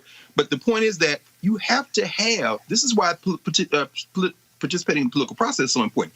These are federal judges who are mandating this stuff, who are convening these types of entities. And when you do not participate, you can set it up, whether it be a lawsuit to say, put the mailboxes back, or one to say, make this right in the city of Flint. A judge is going to hear that. A federal judge is going to hear that. And those judges are appointed by the people we vote for. Other thing I would say is that it's a little unsettling because we got to focus on the young people. But for every dollar that goes to those 6 and unders, that's a dollar that's not going to go to the older people. And we don't know the health outcomes of those people yet. And so, this is a wonderful victory, but it's one victory in an ongoing war that started, as Brother Pennick said, in Atlanta with COVID-19. This is the structural racism we face. Reese, to Greg's point, a federal judge is overseeing this. This is why federal judges matter. Democrats don't spend lots of time talking about the judicial system. Republicans, they do, especially the evangelicals, the white conservative Christians. But the reality, this is why you want fair-minded judges who believe in what's right for the people, as opposed to far right-wing judges who are more about corporations. Right, and Donald Trump and Mitch McConnell have already gotten over 200 judges. They have reshaped a quarter of the federal judiciary for over a generation, maybe 2 even generations. And so it is a topic that is undercovered in terms of the Democratic Party. The Democratic Party, I think, is lacking in just educating people on civics, because the Republicans understand using every lever of the government to push forth their agenda, whereas Democrats do tend to focus a little bit more on personality and the big names at the top of the ticket. And so this is an opportunity to demonstrate, as you said, how it is so important that we have the next president be Joe Biden, so that we can get these judges, the next several hundred judges, appointed by a Democratic president. That is, again, this is the thing that I keep trying to lay out to folk, Erica, that when you look at these sort of cases, people keep saying, oh, I'm not worried about what happens at the top of the ticket. Who picks federal judges? Presidents. Who confirms or rejects federal judges? Senate. Mm-hmm. So the senators matter. Right. And, that's the unique, that is the unique quality of this show, that people are going to be educated, and that connecting the dots is a continuum of Roland Martin Unfiltered. And then we also look at with Senator Kamala Harris, Biden-Harris in the White House means that Madam Vice President Kamala Harris will be the president of the Senate, which means that she will be able to cast tie-breaking votes. And when you think about tie-breaking votes during the Obama-Biden administration, Vice President then Biden did not cast any tie-breaking votes. And we see that in this particular Senate that Mike Pence has aided and abetted getting over the finish line one Elizabeth Betsy DeVos. He's cast 13 tie-breaking votes. And so when we all thinking about the federal courts and thinking about this is not just now, you're talking about in the future. If somebody has a veterans claim, when you're talking about the different divisions that are assigned to these specific courts, although someone may not see the importance on face, it does reach into all of our homes and into all of our lives. So it's not just about the ticket, it's about what we're going to be able to do with the ticket that is not focused on being an oligarchy, that is not focused on regime, that is not focused on collapsing absolute power, that is actually listening to the people and having a conversation. So this is really another fine example of why folks need to be involved in the body politic, because there is a lane for everyone, and that it does affect all of our lives. All right, folks, our next story. You know what? I really do love that song by Smokey Robinson. D'Angelo remade it. I love it when we're cruising together.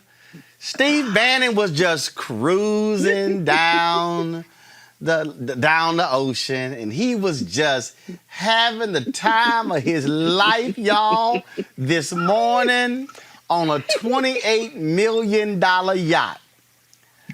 Then all of a sudden, some folk with the Postal Service just rolled up and said, "Let me holler at you." Y'all, Steve Bannon, former campaign leader for Donald Trump, top advisor in the White House. This is what he looked like a few hours ago when he was in court.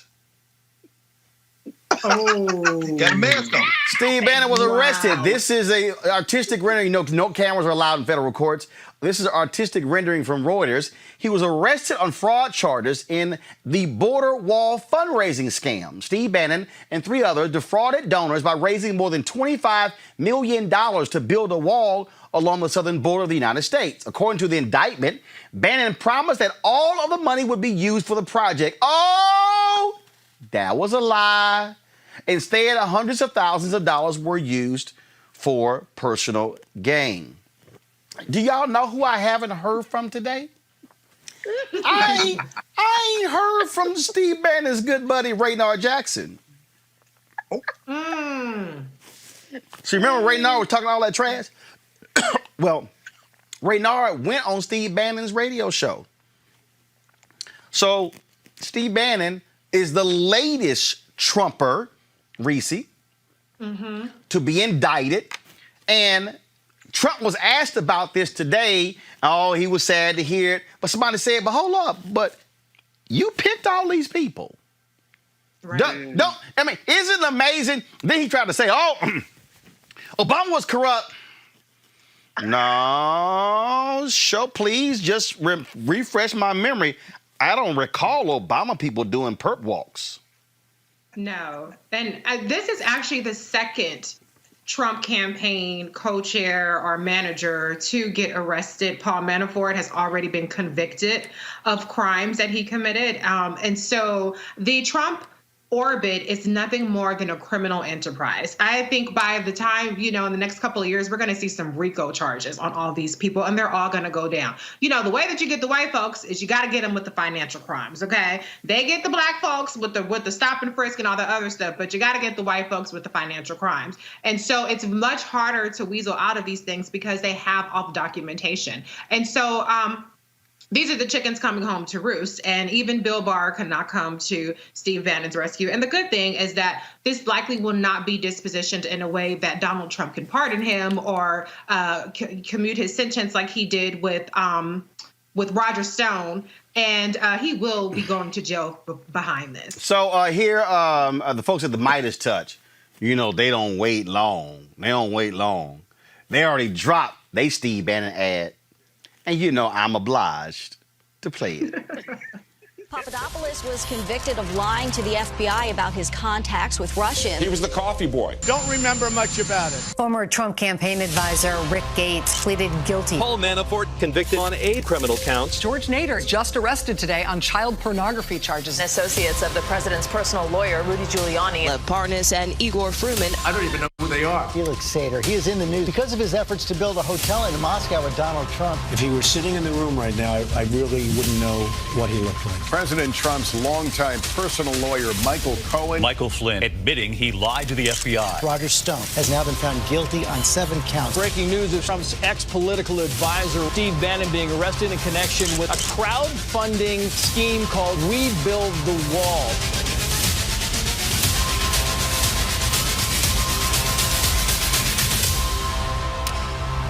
Midas Midas Touch is responsible for the content of this advertising. Hey, Reese, I guess they might have a new slogan in the White House. I don't know. Well, I love that they had the only people who haven't been indicted yet. We do know from news this week that there had been several criminal referrals from the Senate intelligence investigation that were sent to, I believe, Barr or one of Trump's corrupt attorney generals that were not acted upon. And so there are some people that are still in the crosshairs of criminal liability. But before I go to you, Greg, you know the Lincoln Project, they had to have something to say too. Of course. And I am obliged to play it.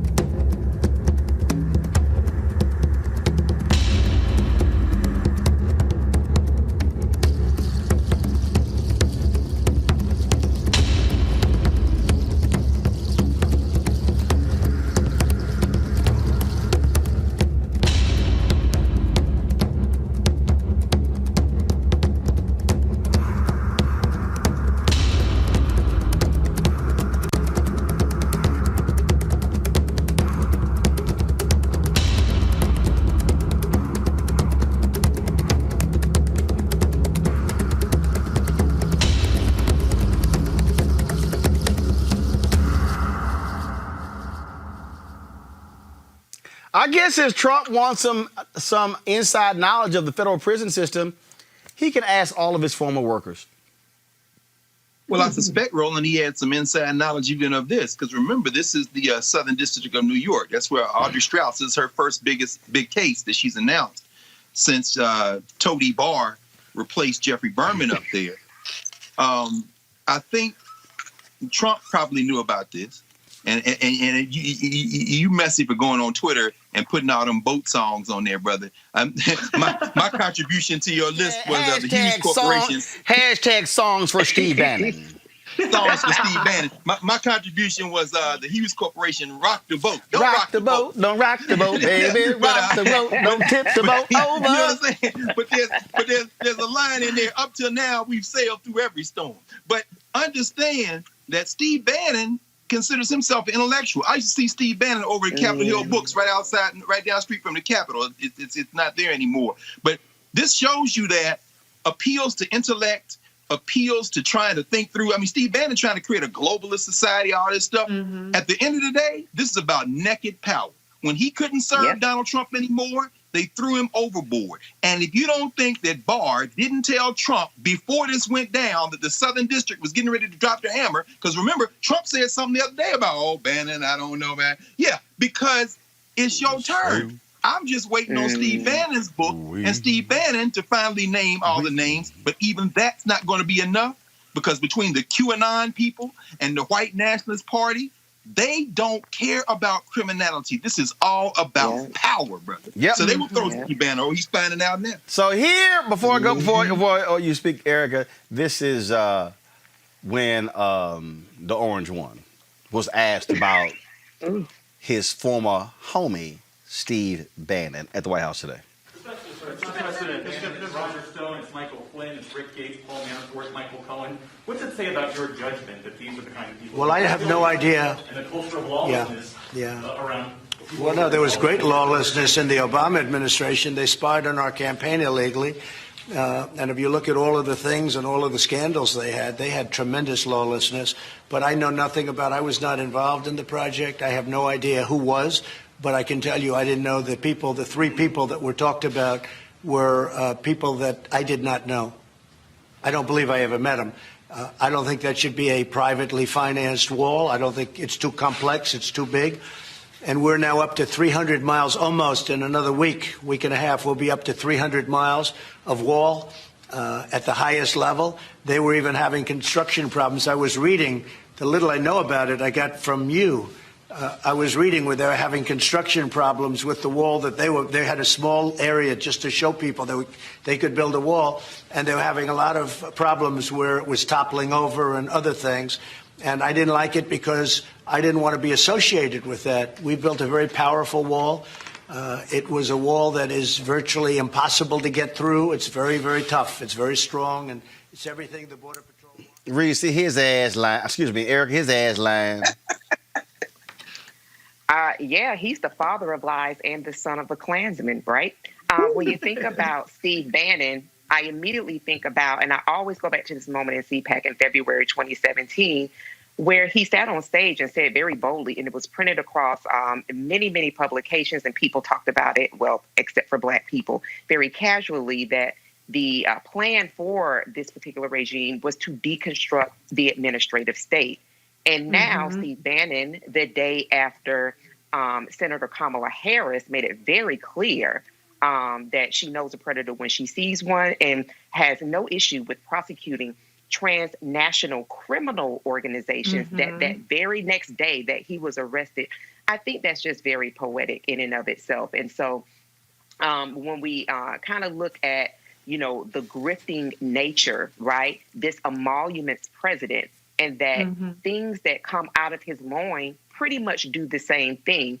Now, interestingly enough, from what I understand, the yacht that he was on was of a Chinese billionaire. So when you think about all of the money that a Chinese billionaire reportedly tied to Chinese Secret Service. But go ahead, I'm sorry. But see, this is why you have to be tuned in to Roland Martin Unfiltered. And why all of this matters, everyone, is because while this regime, and I'm going to use the term that I love when Dr. Carr talks about toadies, William Barr, and all of those different sycophants and people that fall up under that regime, real dear leader squadron, is that when you think about what they've been doing is telling Americans, listen, $600 a month, that's too much, maybe $200. However, I'm going to be home for about 3 weeks or somewhere for 3 weeks. We'll pick it up later. These are the people that are saying that they want to make sure that corporations are taken care of. They want to make sure that they're taken care of, the NRA, all of these different kind of organizations, but starving Americans. And so I think that when people see this particular regime and all of the people that come out of this regime, it is real, to me, it makes it much, much easier to cast a vote for people who actually do believe in some level of the rule of law. But I do want to remind y'all that Donald Trump said, I never believed in this project. I did not support this project. But your grifting ass son did. Your namesake. His campaign rally? I am obliged to play this video. And thank you guys for being here. Brian, thank you so much for all your sacrifices doing this and showing really what capitalism's all about, right? This is private enterprise at its finest, doing it better, faster, cheaper than anything else. And what you guys are doing is pretty amazing. It started from a grassroots effort, and it's just doing some wonderful things for an important issue.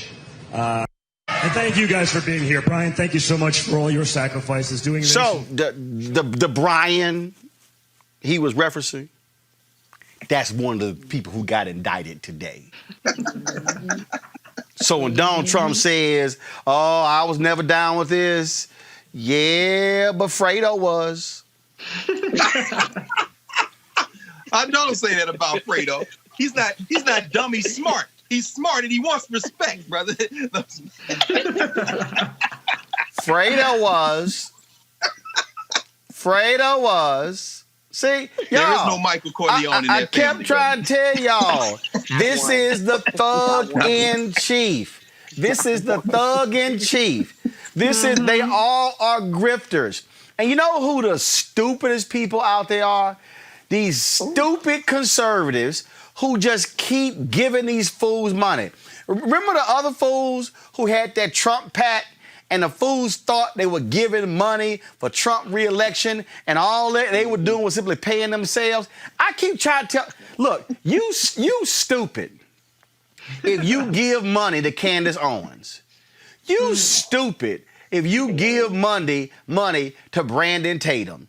You got to be a dumbass to give money to Jesse Lee Peterson, to Steve Bannon, to all of these. That's the game they play. the game they play. And these folks just sit here and say, y'all got to understand how the game works. That's why you got all these conservative radio stations. Because what these folks do is they sit there and they sip every day. They just feeding them that stuff. Obama was weak. Obama's a Muslim. Obama was a terrorist. All this sort of stuff. And they buying into it. So they come back and they just shell out their $5, $10, $20, $25. They raised $25 million for this wall. $25 million. You can go down the line. That's what you have here. And see, now y'all understand. Now y'all understand why Trump wanted Barr in. Hell, Barr, this thing was, let me tell y'all something. If this thing was close, Barr would have told him shut it down. Mm-hmm. Right. Even Barr probably like, damn, I can't even. Hey dog. No question. I can't even fix this one. He was like, I mean, damn, man, Barr was like, look, Donald, damn, I mean, I done fixed the Roger Stone thing. All right, yeah. I fixed the Michael Flynn thing. But they got so much stuff on these fools, I can't even fix. Oh, but guess who also, y'all, was on the advisory committee? Eric Prince. Oh, Betsy DeVos's brother. I ain't done. Former baseball player, that racist Kurt Schilling. Mm-hmm. Oh, and guess who else? Fake-ass cowboy David Clark. Oh, yeah. So all of them he were needs on. to check. Yeah, the U.S. Attorney's Office ain't done. And the post office police. I guess some does work at the post office, huh? Okay. All I'm saying, I'm just saying. So while all y'all sitting here acting a fool, doing what y'all do, I just keep trying to explain to y'all. Okay, keep it up. Y'all, these are thugs. They are grifters. That's all they know. That's all they do. And you just need to understand how they roll. I'm just trying to tell y'all. So look, and that's why they're trying to hold on, because Trump, y'all, hold up, I forgot. I got to tell y'all the last one. The damn court in New York said, Trump, no. You got to turn your tax returns over to the DA in Manhattan. Now they're trying to fight that.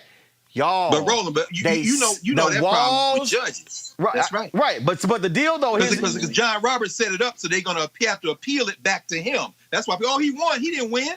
They knew they was gonna do. That's right. Hey, all I'm saying is this here. When you have thug after thug after thug, y'all. I told y'all it's 74 days left in this. I got my notice today, my absentee ballot, filled it out today, mail that sucker back. Y'all, if we do what we are supposed to do, I know there's a new poll saying they tied in Minnesota, but y'all, if we do what we are supposed to do, the day after election, I'm going to be sitting here jamming to this. Crank it up.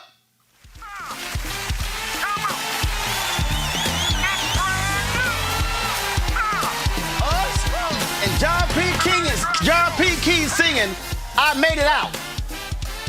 Now look, Obama said it last night in his speech. No, pull the music. I didn't tell you pull the music down. Going back to the panel.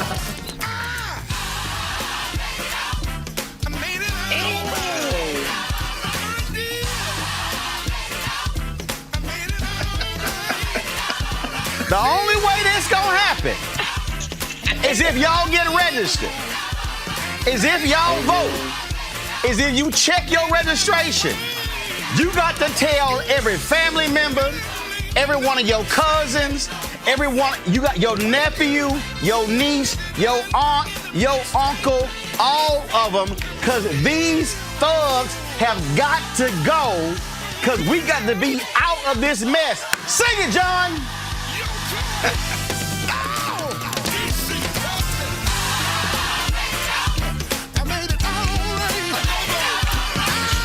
If y'all stay at home, That ain't gonna happen. Go ahead and close us out, Greg Carr. No, brother. My soul look back and wonder how I got over might be the one I'll be if we get past January. Reese, close us out. My make it out a little bit farther than the U.S., but I will be here and say, if you don't vote, none of it matters. Right. We naming it and in whatever the urban version of hell is. Hold on, Reese. Greg finish. Greg finish. All right, go ahead. Reese, go ahead. Oh, I'm saying we naming it and we claiming it Biden-Harris victory 2020, but we got to vote Plan A, Plan B, Plan C, and Plan D. Go ahead. Erica, close out. Come on, Eric. And get your voting outfit together. Yes, I said outfit. I'm bringing the whole South. Get your voting outfit together. Your PPE, your shoes, your shoe covers, your face shield, your mask, your little water, your hairnet, your gloves, your extra gloves, your hand sanitizer, your chaps if you have to wear them. Get your voting outfit together now. Look, I'm real clear. I am hyper-focused. This thug and his birth-a-damn wife and his ignorant children, all them grifters have got to go. Come on, Roland. And anybody who want to sit here and play games, any of y'all want to say, hey, this ain't no big deal, we really have dealt with more. These folk don't believe in civil rights. They don't believe in police consent decrees. They don't believe in real criminal justice reform. They don't believe in actually helping black businesses. They don't believe in the Affordable Care Act and helping folks with health care. And even Republican states like Oklahoma and Missouri passed Medicaid expansion. All I'm saying is if y'all sitting here stuck on stupid, keep making up some bullshit in terms of what's going on. I'm trying to tell y'all right now, if they are in charge of the White House, in charge of the Senate, there's nothing that you say you care about that they are going to do. They ain't moved on fixing the Voting Rights Act. They have not moved on making sure our elections are secure. Mitch McConnell says, look, he's the grave digger. You name it, that's what he is. And so, this is not about Democrat, Republican. This ain't about even Trump, Biden. This is literally a decision that you're going to be voting on for your children's children. Don't play games with this. I'm telling y'all right now, these folks got to go. And I told y'all this means war. They asses got to go. And so if any more of these thugs get arrested, hell yeah, we gonna do the happy dance. And I can't wait for Trump to lose so they can go back and indict Roger Stone and throw his punk ass in prison with that particular racist. I'ma see y'all tomorrow. Tomorrow, Lisa Fisher is here. Tom Perez with the DNC. Gerald Horn's here. Y'all know, ain't no other show like this on broadcast, cable, digital. That's why y'all got to support Roland Martin Unfiltered, Cash App, PayPal, Square. You see them right there. $RM Unfiltered. PayPal.me/R Martin Unfiltered. Venmo.com/RM Unfiltered. So you can actually send your money order. New Vision Media, NU, Vision Media Inc., 1625 K Street, Suite 4 Northwest, Suite 400, Washington, D.C., 2006. Those of y'all who given $50 or more, you get shout-outs, 521 Publications, Angela Lasky, Bernard McPherson Sr., Calvin Ray Stiggers, Carcel Borner, Charles Yates, Chris Nelson, Christopher West, Deborah Ellison, Degra and Mike Flight, Denise Hofstetter, Edwin Elmer Foster, Fritz Wise, Gregory Horsley, Joy Griffin, Karen Crawford, Maverick Davis, Melvin Simmons, Michael and Tracy Page,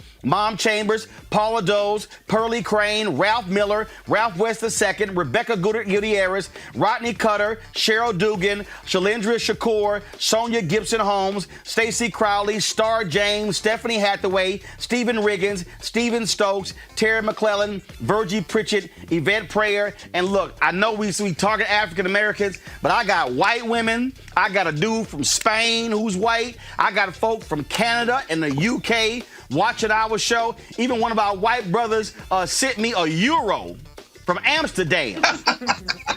Now, I can't even cash it, but I appreciate it. And so all y'all on YouTube, y'all can give as well. I'm trying to explain to y'all, there's no show like this. And if we got to have our own place, to have our own conversations, to speak to our issues, and the beauty of this here, we don't ask nobody else's permission who we book and what we talk about. So if y'all got a problem with me booking Linda Sarsour or booking Kristen Clark or booking Jason Wright or booking any of these people, well, go get your own damn show if you want to book your own guests. I'ma see y'all tomorrow. Hey!